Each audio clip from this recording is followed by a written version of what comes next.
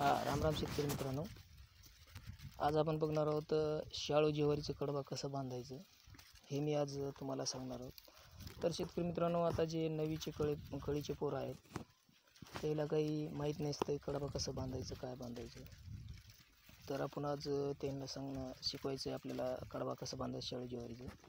तर शेतकरी मित्रांनो, हे बघा, आता ही शाळू ज्वारीची ही पेंडी आहे, याच्यातून असे 4 धांडं काढायचे। 4 ते बी असे समजा जास्त ओले बी नाही आणि जास्त वाळलेले बी नाही, असे 4 धांडे घ्यायचे।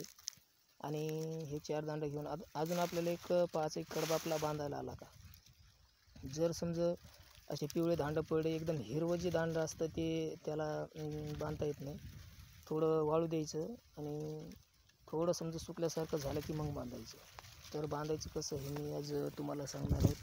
तर शेतकरी मित्रांनो, हे असे 4 धांडे घेतले, तर त्याच्यासाठी आपल्याला असं खालून असे घ्यायचं,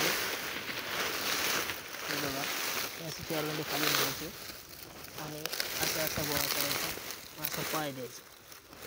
हे बघू शकता तुम्ही, हे पहा, हे असा पाय द्यायचा। असा पाय दिला की मग 2 आळे घ्यायचे,